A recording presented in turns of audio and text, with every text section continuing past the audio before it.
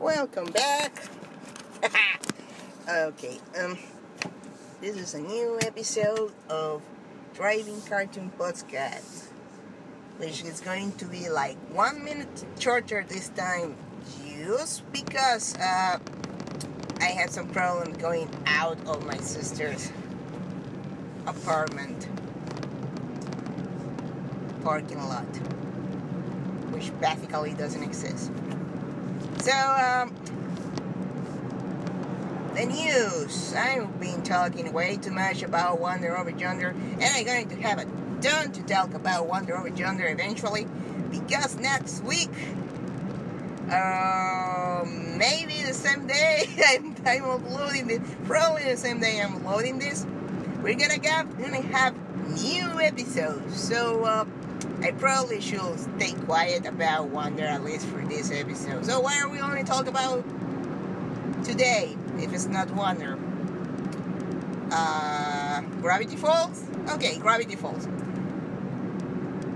Why everybody in my dash still believe that 4 is in some way a good guy? I'm still angry at the guy. But this is the main thing, and this is I found a post on Tumblr that pretty much summarized my problem with the fandom right now. That apparently everybody's just saying that Stan must feel pretty bad because he ruined the life of his brother, and I'm like, no, really? The main reason that the why Stan is kept secret the portal thingy to Mabel and Deeper is because where he was tampering with stuff he didn't comprehend. And the funny thing about that is the fact he knew that he didn't comprehend that thing. This is probably the first guy that I think, okay, you had a point here. You had a point by keeping this thing secret, because not even you know how to, because you don't know how to handle this, and you're gonna mess it up, so less people involved the better. And we're talking here about a guy who the series forgive him for breaking the law constantly. Like the only reason he's not a mayor is because the list of not bad things, because the series doesn't treat illegal things as bad things. It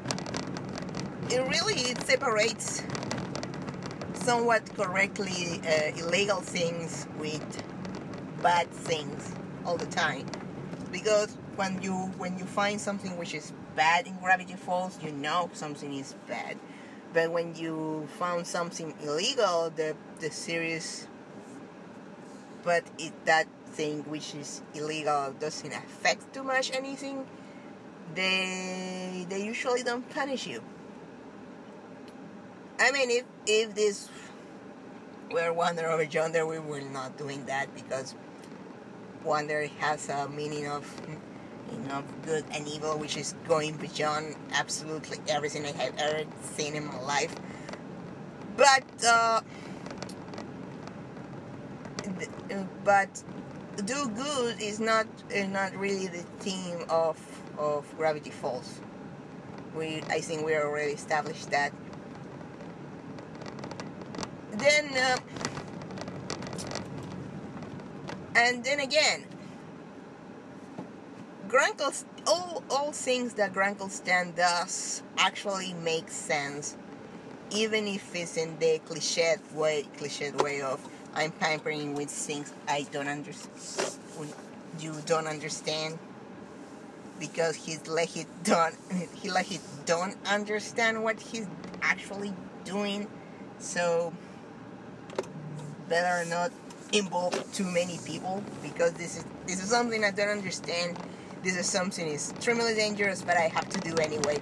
So at the moment, if you see someone acting weird, you're gonna have an explanation, which is actually they are pretty comfortable with this explanation. Fiddle for Magagit has a very good explanation of why he is like that. The Gravity Falls populace has some explanation, even if the Society of the Blind Eye really doesn't explain why the people in Gravity Falls, it's still the people in Gravity Falls, why when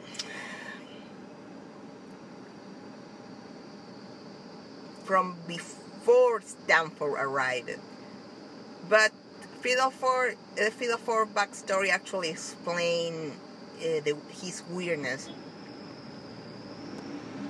Because his weirdness is over the top. It's not like something that you look at the no, it's not like the other characters when you look at them and you see they are slightly off. They are more the scary ones. Magagay was over the top off, so he was difficult to point out. But the problem I do have is the fact that the Ford has been acting like they have been acting like the moment. Extremely suspicious to me. Ooh, maybe one. Ooh. Okay. So everybody's just very quick to forgive for whatever he has done. He has done nothing. Practically, he was lost in another dimension, and he came back, and he was a total badass. And I'm like, this is really not what I wasn't expecting. The problem I do have with Ford become a total badass is the fact that then whole Fiddle 4 came back completely crazy. We're talking about a dimension which is beyond our comprehension, and everything that Ford has is his intellect, his ability to comprehend. So he wanted to comprehend himself, and that's why he pursued the career he did. He decided to pursue, trying to figure out why he's a freak with 6 fingers.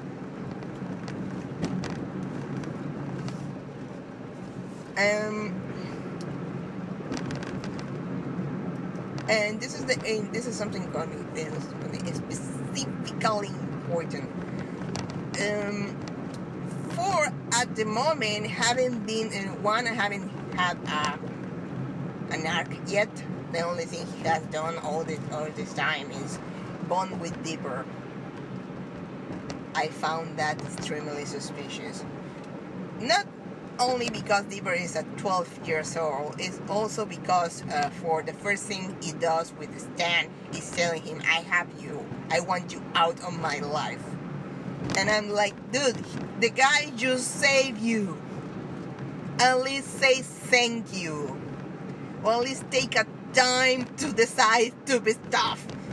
And I'm completely serious about this. The guy, the last thing he does in the episode, which is the last thing he does in less than 3 hours, is telling Stan that he has just the summer to get out of there. And I'm like, dude, you're not going to get used to the new world, to the world in just a summer. You are being stupid. And if that doesn't bring any alarms to you, I don't know which going to bring you any alarms. I'm not saying that Ford is evil. I'm just saying that I found him immature. Too immature for being a guy who has been lost in apparently pretty bad places in a dimension that probably wasn't good for him. Lost and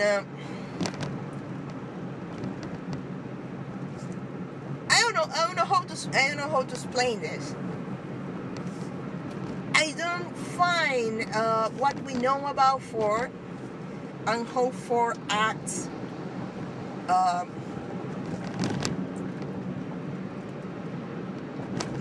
merging with one another. I don't see how Ford can be this extremely badass old guy, still extremely badass old guy with the history we do have. He has to be at least paranoid on something, and we haven't seen him acting extremely paranoid. The only thing we have seen him is acting a jerk to Stan and trying to bond with Deeper.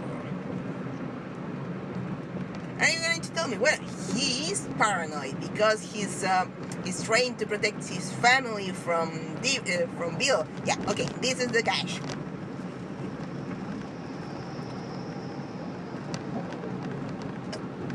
Which is the science behind having to protect your brain with a metal plate in your skull? One, why do you get that metal plate? It's not a special metal plate, because you're basically saying that Bill is a demon which can enter inside your brain using electromagnetic waves.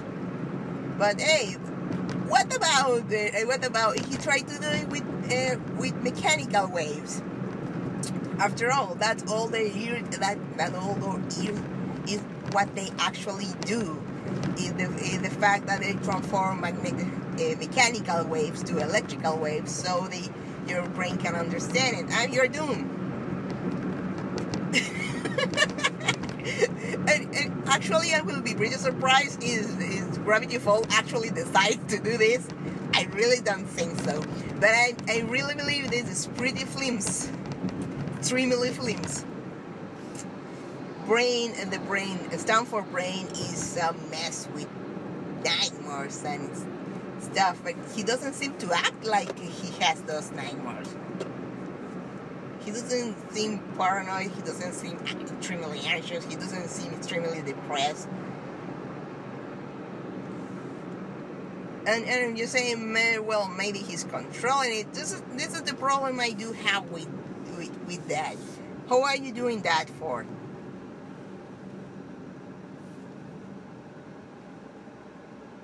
Because at the end, this is a series which is all about the anxiety of having to change. The anxiety to understand that sometimes you are not what the world tell you that you have to do is not what is going to make you ultimately happy. Because again, this is what happened to Stan. So what?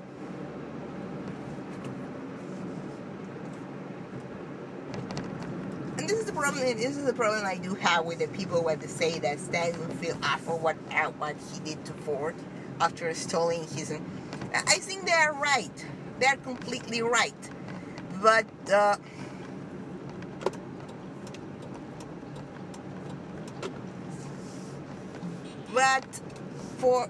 Stan being an asshole to Ford doesn't make any of what Ford is doing any sensible. It's not sensible because you cannot decide stuff when you come back from another dimension after so many times that literally your baby sister has grandchildren, I mean. I repeat, his baby sister. The guy was 17 when his sister was born. You know, the grandmother of Dipper and Mabel has at least 17 years of difference with Stan and Ford. And he still wants to do absolutely nothing with Stan. And I'm like, are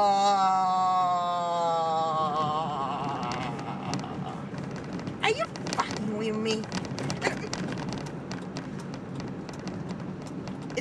And this is something he say that, and I'm like, okay, do you really want me to like you? have you learned anything? Aren't you not the same guy that actually entered to that thing? Because apparently you're still the same guy who entered in that thing. There's no, really, no. Yes, really. I shouldn't stop saying no, really. Yes, really. What S4 is doing is make absolutely no sense, because it doesn't seem like he grew up anything when he was inside there. It's like that dimension didn't meant anything to him, and I'm completely unable to believe that. Time passes. The last time they saw each other is probably they were like 30-somethings or 30-something of 25. Well, enough time to make Stan a wanted man in almost the half of United States. So it have to be at least 25 or 30. And if we believe that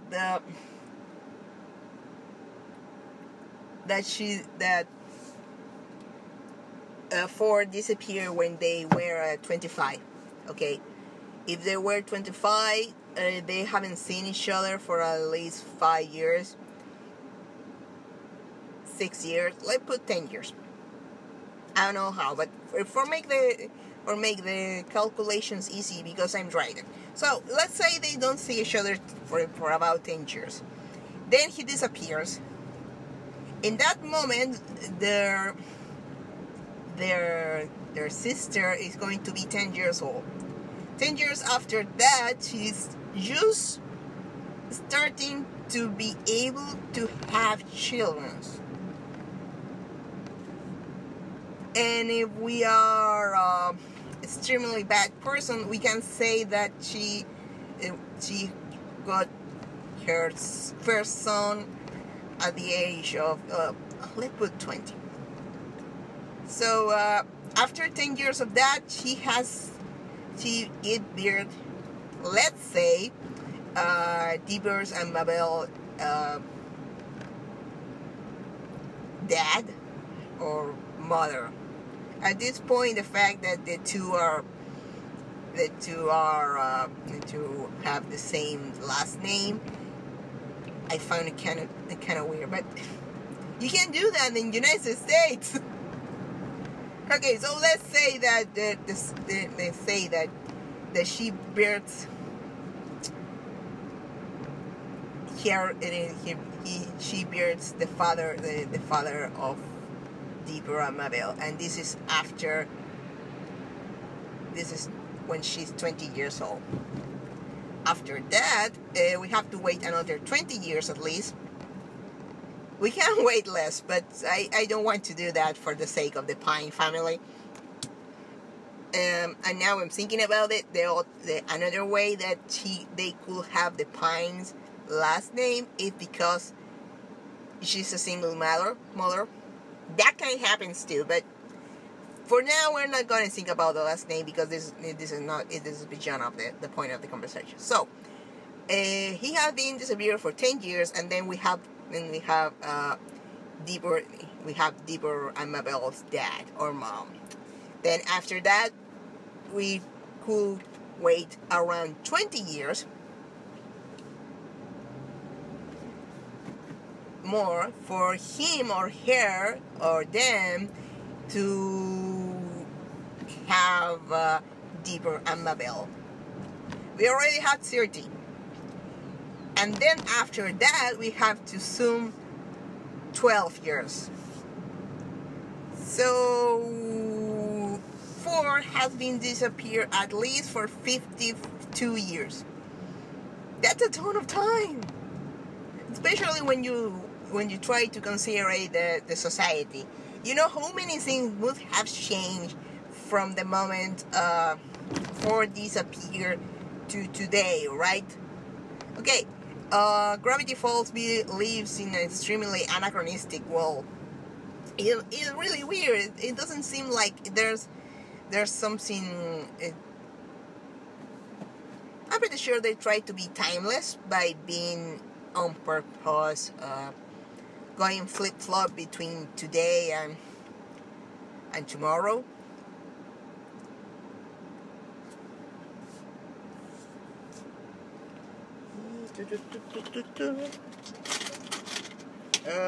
Yeah.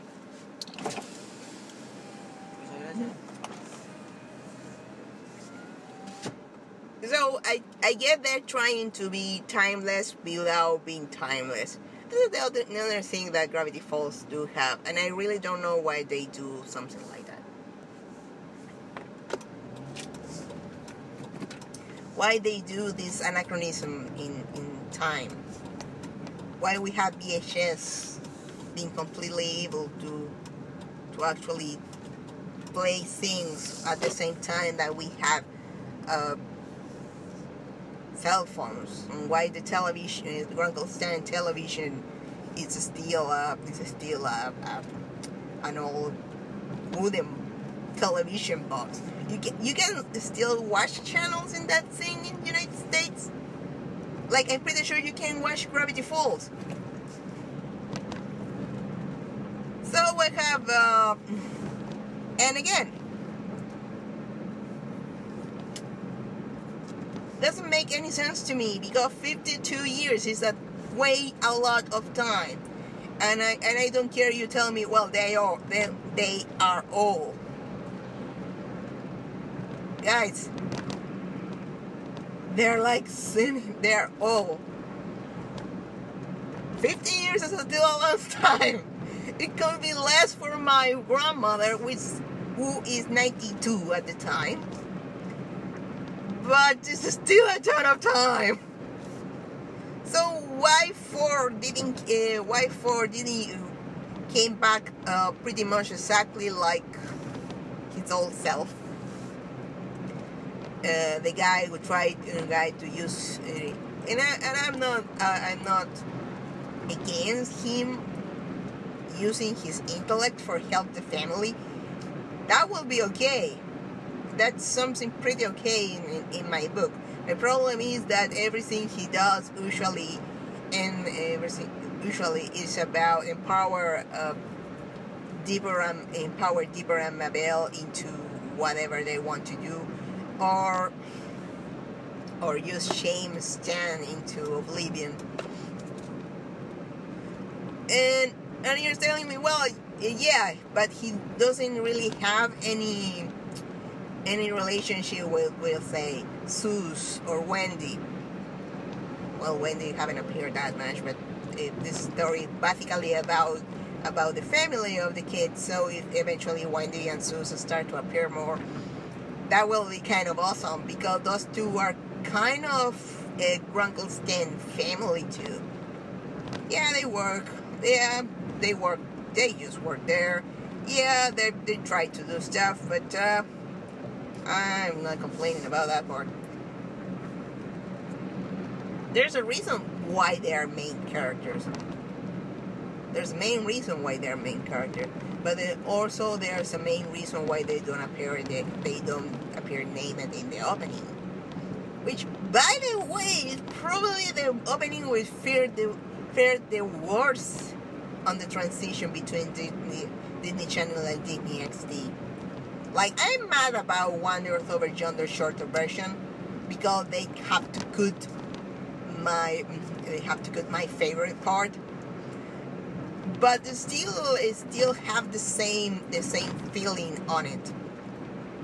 Gravity Falls lost a ton with the shame of the opening. That part of introducing you to the fact that there are mysteries in it, to emphasize the difference between Mabel Deeper and what we have to know, what we have to understand in the surface about Grunkle Stan. Yeah, I really don't like the shorter version of that, but who cares about that?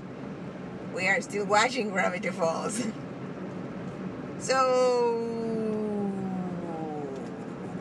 I'm not. I don't know how I can still communicate this in more than one word, except for the fact that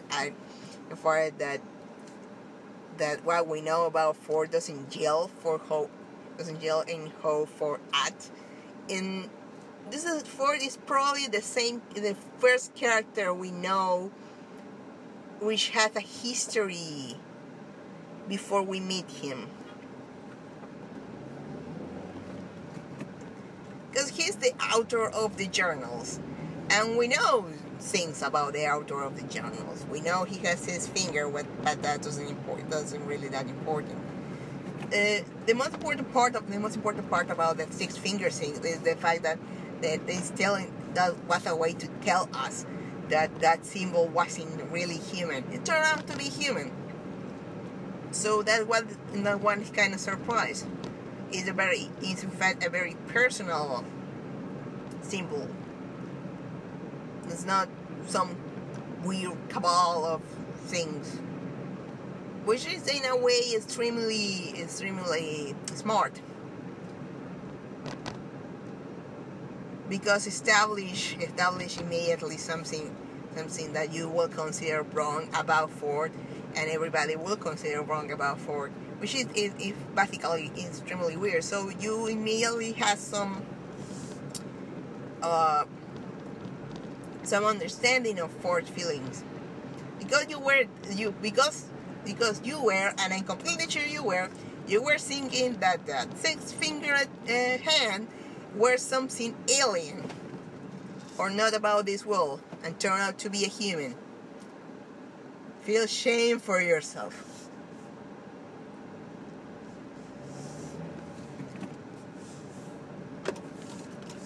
So we are basically I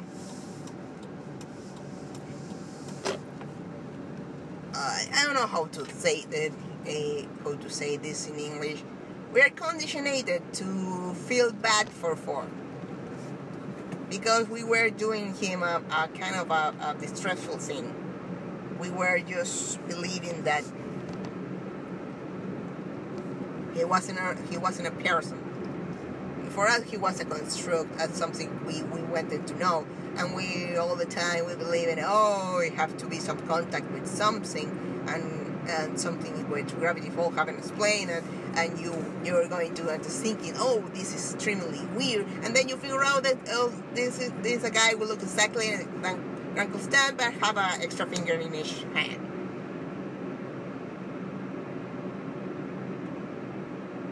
So yeah, you feel conditioned to feel sorry for Ford, and I don't blame you. In fact, I don't blame you. I feel sorry for Ford, not specifically for the thing that you feel sorry for Ford, because at the end,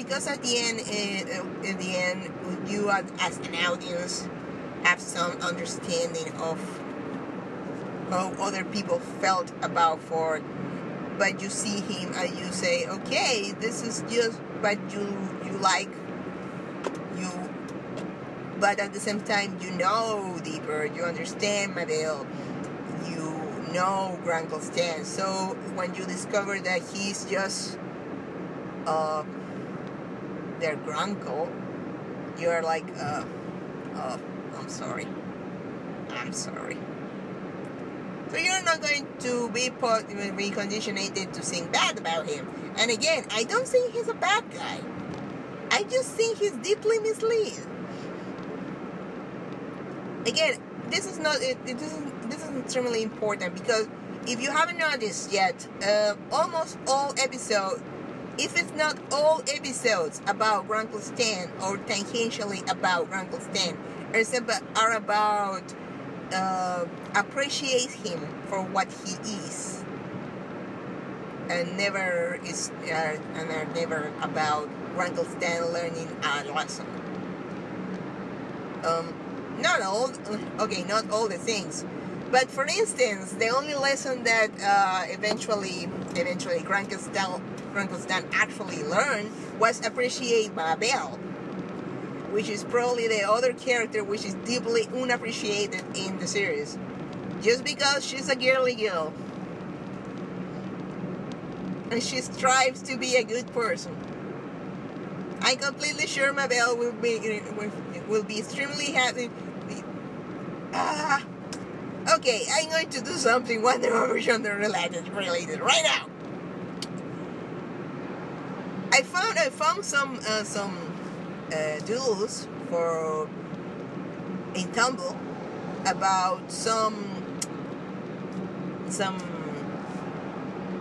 brainstorming session some fans did about a Gravity Falls Wonder Woman genre crossover, and I think, oh my god, this will be so good of an idea. Doing it about Mabel. Why? Because this is the genius behind Wonder being extremely positive and extremely idealist and being an adult. Because this is the normal character that you get when you get for kids. But when you get these characters from kids, you get the sensation that this is a stage they have to pass. This is not something temporal, not something viable. But when you get to the main character of your series turn out to be an adult, you can get the sensation that positivism and idealism and being just a good person is it's something that you can do and it's probably better to be. So if you do a Wonder Woman genre crossover with Gravity Falls, it will be extremely a good idea to get Wonder having an adventure, especially with Mabel. You can get anywhere to tag along, including Dipper. Maybe to Dipper we're going to make it extremely cool too. But remind her that she's not really being childish by being positive and a good person. She's just being childish when she's putting her value as a person in other people's hands.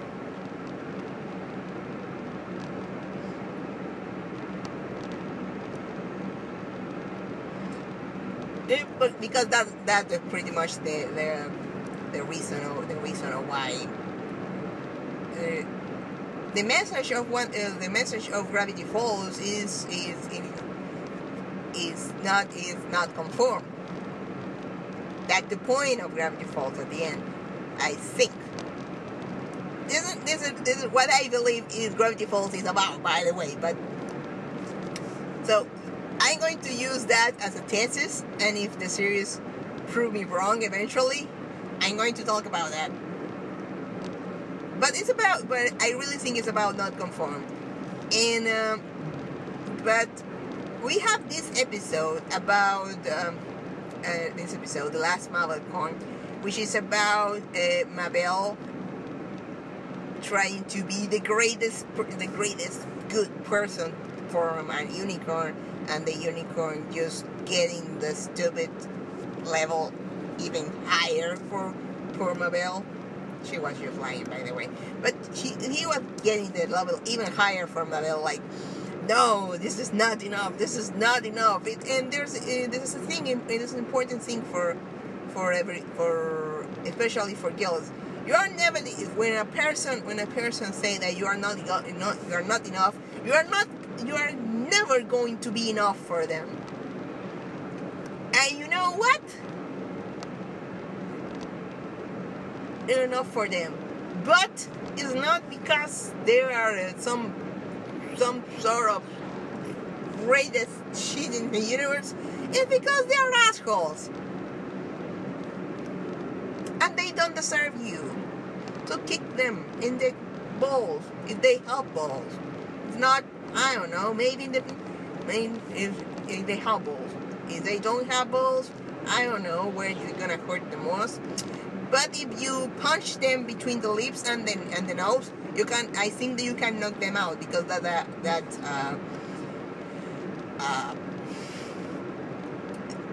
a beetle play a beetle plays. So kick them in the nose, or push them under the nose. Push them under the nose and kick them in the balls. So this is the reason This is the reason I want to get over. I want to get in I want to Wander meet Mabel. Because what you can get out of that series, that episode, that not conforming probably means that not conforming and not trying to get your standards set by someone else. It probably could mean that you shouldn't be a good person. I don't know if you actually can get something like that. But I really believe that if Wander appears and they have an adventure together, and what Mabel takes out of that adventure is the fact that it's perfectly okay to be happy and positive, and she's not wrong for doing that, that will be pretty swell. That will be really cool. Because the main brilliance behind Wander being an adult and being like that is the fact that doesn't tell you that you have to stop being like that. It doesn't tell you that those things are things you grow up, you grow out of it. There are things that can make you part of being adults. You can still do that, and maybe you will be happier if you do that and be sillier. So there are some things that you have to grow up. You have to grow up of and letting unicorns to dictate how you have to be, and you have to grow up of making fun of your brother just because he likes different things than you. And Deeper should also grow up of making fun of Mabel for doing girly things. But I really believe that it will be a great confidence boost for Mabel. And maybe Deeper could take out of that is not really necessary to be an adult, and I mean considered seriously to be an adult, and not being and needing to be serious all the stupid time.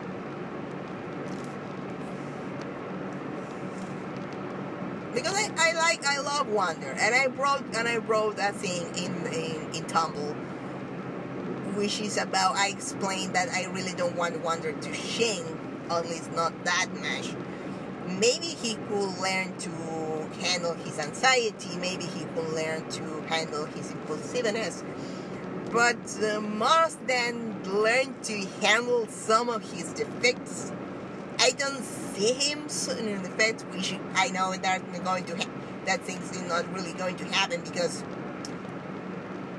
it is part of the comedy of the series. So if you don't have Wander being extremely anxious and wanting to do something, you can have the box. Being extremely anxious and wanting to do something, you can have the helper. If you don't have Wander being completely ecstatic because he can do absolutely everything he wants until he totally forgets there's a person accompanying him, you can have the boy. You need Wander's impulsiveness to the point that he probably forgets what he's actually doing. But that's okay. I'm just related your. So I really believe that if Deeper and Mabel meets Wander and Sylvia, they're going to take out something. And something that is important, because I don't want Wander to shame that much. Maybe handle some of his impulsiveness. But mostly than that, I want him to win. I want a wall which is being him is something okay. And I'm seeing some apparition of Ariel Hirsch, the person in which Mabel the Mabel character is inspired from, and she's still to be a pretty silly person. Of course, they are like 5 years younger than me. I hate you, Alex Hirsch. But okay, I don't hate you. I mean you. still believe that I was born in the United States. I will try to enter into color arts somehow, and maybe I will not be working there, but at least I will have some animation education. But I was born in a third world country, which is getting to be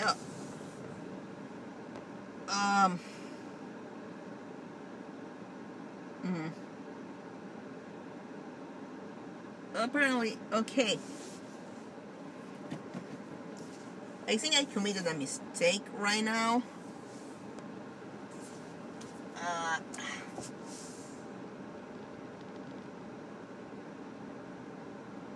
I'm going to fix it. Okay. This is some things that I think about, and I really shouldn't be talking about in a podcast about cartoons. The fact that I think that the place I was born, it also dictated what I was going to do in my life, which is okay, and it's a fine thing to understand.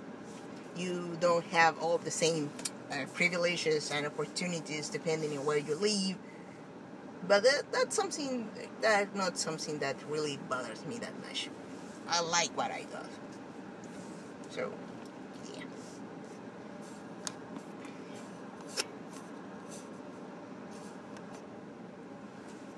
You get into. So that is something I actually think, but it's perfectly okay. Some places has different opportunities than other, and that is not something bad. It's just something different. So, where was I? Oh yeah, I have seen some clips about Ariel Hirsch, and she seems to be a pretty silly person. And I'm not going to say anything something like that. But have you noticed that technically Alice Hirsch is the inspiration for Deeper? Yes.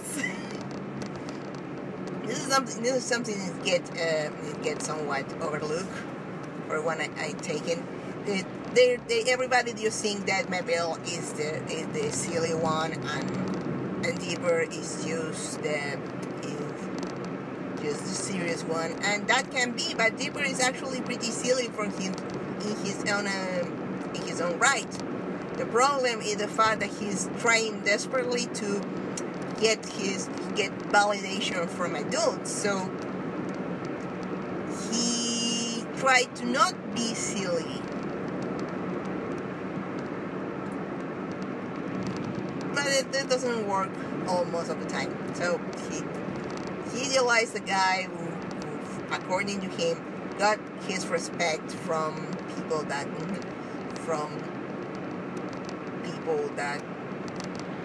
I don't know.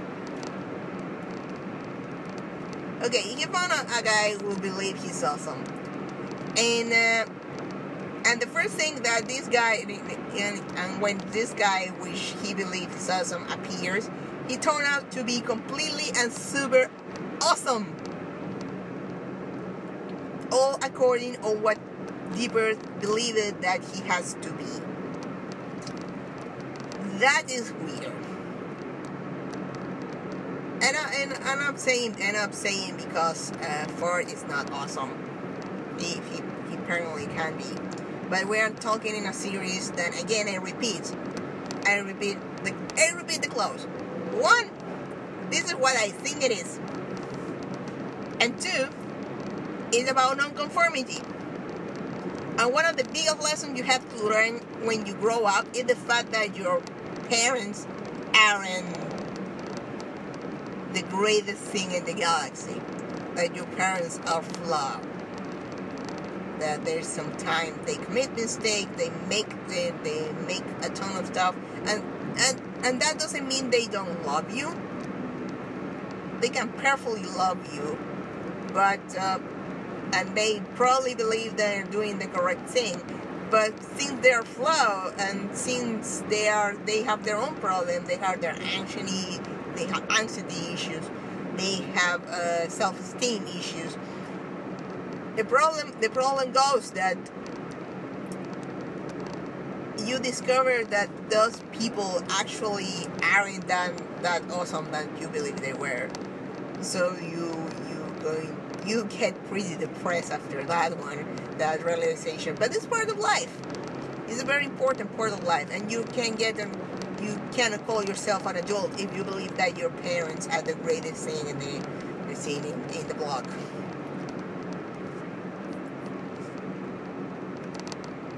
I'm thinking that is about to happen to Deeper, and it's going to be awful.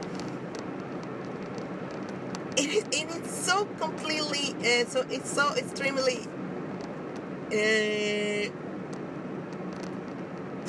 I see it so clearly.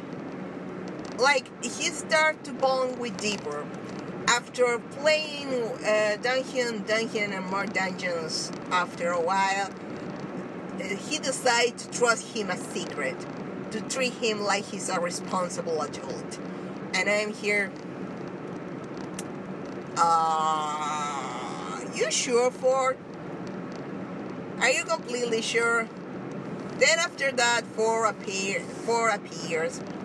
I'm jumping over this Tangerine candidate because this Tangerine candidate is about, once again, appreciation is stand for what he is. Because, but not really appreciation stand for what he is, but not really about Stan appreciating himself, but noticing that he doesn't need validation from absolutely everybody else for being loved. He just needs the validation of himself, and then the kids are going to love him. He doesn't need to be the mayor for being respected by Deborah and Mabel. He just needs to be the grandpa he has always been, because he's the most dependable guy around. I hope I know this is basically because, if you notice, thanks to Ford, Stan has all the right to sing this, by the way. Thanks to Ford and his foolishness, he got kicked out of the house.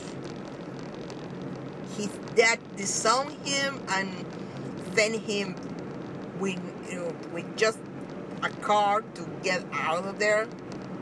He got the car. His uncle got the car. Okay, it doesn't matter. But he sent me with the car to make your life, because holy crap, you did a mild mistake, and it's a mild mistake. It's not even something that important. Because I don't know, if they work together trying to find more scholarships to trying to figure out if Stan have worked to help Ford to get the money to pay college, they won't be happening. But their dad is not portrayed that much as a non-educated person. So he is not really that educated, but at the same time he knows that Ford is extremely intelligent. So he tried to help him, but for that he decides to make too much weight into one small mistake. I still believe it's an extremely small mistake, and it's more important, Ford doesn't have any actual proof for the fact it was Stan. We know it was Stan, so we know it was Stan. So their overblown reaction, it doesn't seem to us that much overblown, because we know what actually happened. But they don't know. They don't really know. They don't have any way to prove that Stan was the one who got the machine not working. And what about it? The machine wasn't that good enough, and he couldn't get the thing anyway. We don't know that. We just know that Stan did a small mistake and he got kicked out of the house. And I still think it's a really overblown response to something like that. So, Stan family, and he has all the reason in the world to believe that Stan family has been pretty unfair to him, especially Ford, because you know that he was the six-fingered freak, and the only friend in the world he has was his brother, and his brother was with him all the time because they believed they were going to do things together, and mostly because Stan, and this is not something that this is not something that can be explained as fast as just a regulation of how we got there. But Stan, he does have deeply self-esteem issues. He knows how to manage it. That's why he revels in his non-conformity. But he does have things, that kind of thing. So he's trying to prove himself to his family, and when his brother called him asking for help, he goes anyway. He could perfectly just throw out the paper over there, because why he's asking me for help? I'm in the worst moment in my life, and he's asking me for help after he caused me to be in the worst moment in my life. So Stan has all the reasons in the world to have seen what happened to Ford after Ford telling him, please grab him and go away. I thought we were going to make amends. I thought we're going to get out, we're going to get together again. Because he after everything had happened, instead of hate Ford, he's deeply sorry of what he did, and he really wants to make amends, and that's why he came back. If he had nothing, and he anyway went to a person who caused him his suffering, and if you say that Stan have no right to think this, well, Stan have all the rights to. It's not that the case. Well, I'm not saying it's the case. I'm saying that Stan have the rights to feel like that.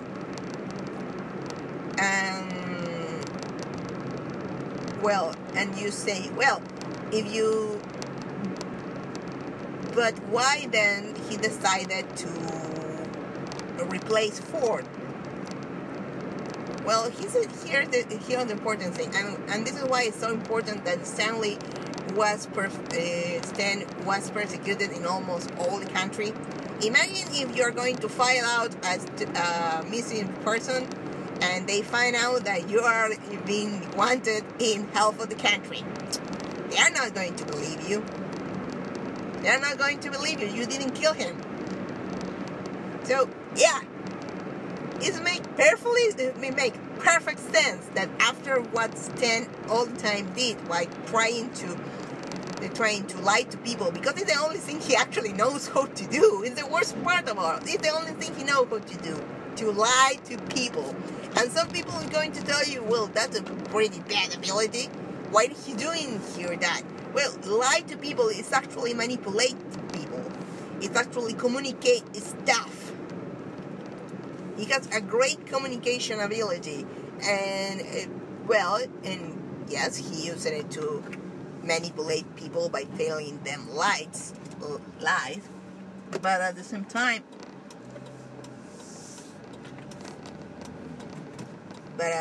time, nobody decided to look at Stan and say, hey, you're worth something. He has never been told that in his life. So, Stan replacing Ford is important because it's the only way Stan could get to stay there.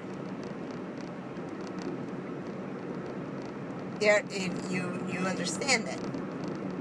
You can't go and say, hey, my brother disappeared, my brother disappeared, I need to figure out how to inherit his stuff because he doesn't have any, or get my parents to inherit this stuff. And when you have nobody going to believe you, especially if you have a record as big as Stanley. So, really, the only way that Stanley could stay in the mystery shack will be by replacing Ford, and he can do that because he's his twin. He can say that he can fake some sort of problem with his hand and get his special identification of he has 6 fingers in each hand removed, and that will happen like a ton of time ago. So it makes sense, and it doesn't make Stanley a bad guy for replacing Ford. And anyway, he tries, and anyway, after everything that just happened, he still feel grateful to Ford, because if it wasn't for Ford, he will not have the life he has now. He wouldn't find something which actually he's good at. So it took him a while, because he's not really that smart, but he did it at the end, and he bring Ford back, because Ford gave him indirectly the life he has now. He gave him the tools to make something that only he can do. Because even if you say that Stanley is usurped Stanford life, he actually didn't.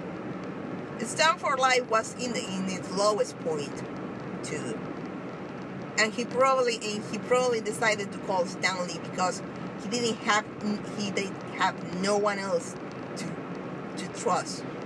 He can't trust his parents because his parents are kind of assholes, and he's not going to call going to call his sister he probably barely knows. So at the end,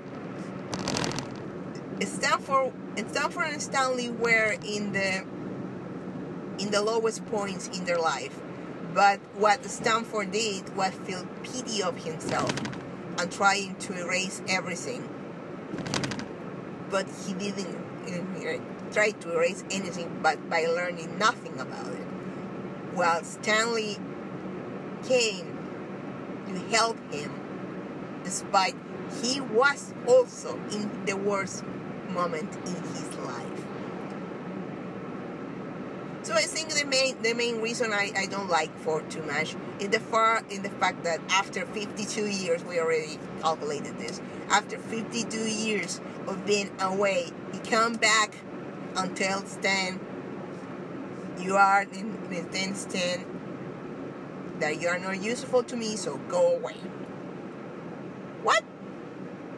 He basically say that. He gave him an ultimatum, which is a bit better than just kick him out immediately, but it's an ultimatum nonetheless.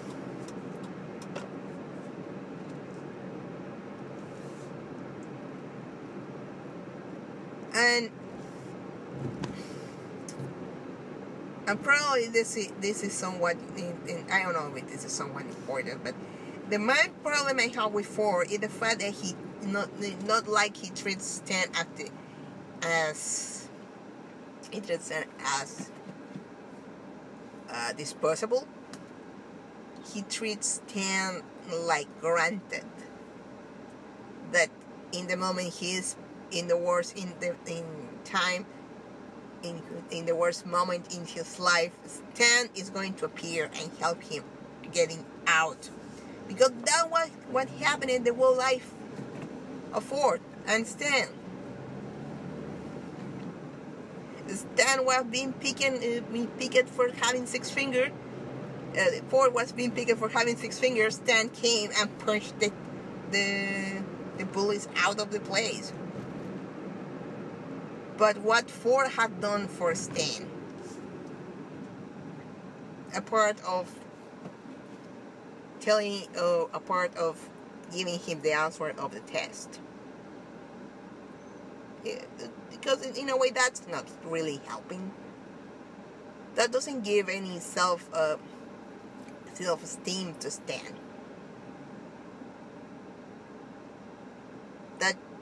So I don't see Ford learning to appreciate the guy. I just see him believing that he's stupid, but and he's stupid, but at the same time that he will always be there for him, and that make me mad. That really make me mad. It is not like that I have this situation before. I actually have the positive situation. In a way, I will identify more with Ford than with Stan before, because I was picked a lot at school. I have bullying problems. So yeah, I have, but the thing I actually have now is self-esteem issues. So I can see the problem when I can see why Stan appeared there, but like I say, I think Stan feel grateful for what Ford actually enabled him to do, because if it wasn't for Ford stuff, he will not be able to open the mystery shack and become a professional liar. So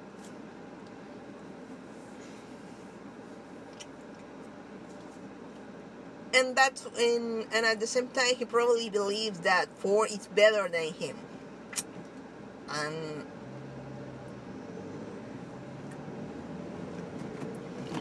And considering that all the family probably was telling him that he was completely useless,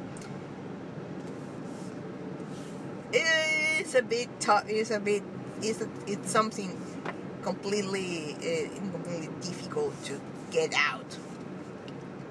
Especially because he decided to reconnect with his family. Because Stanley could have perfectly stay away from the family and nobody will say anything.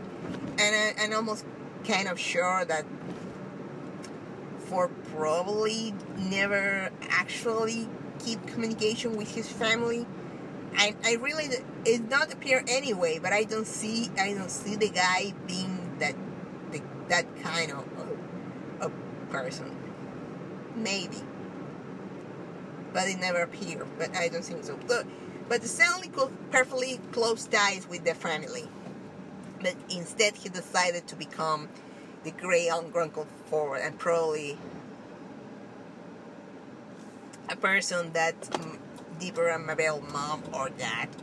I really don't know.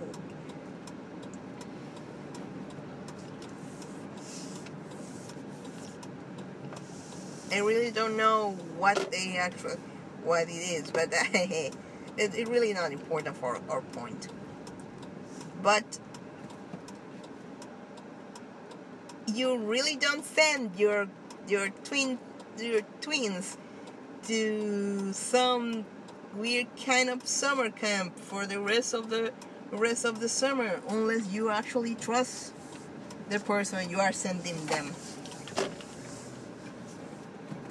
So Uncle Stan has a good standing with Dipper's family, with Dipper's and Mabel family. He got a good standing. People actually believe he's responsible enough to take care of a couple of twins during the summer. So he has a good standing for them. With them,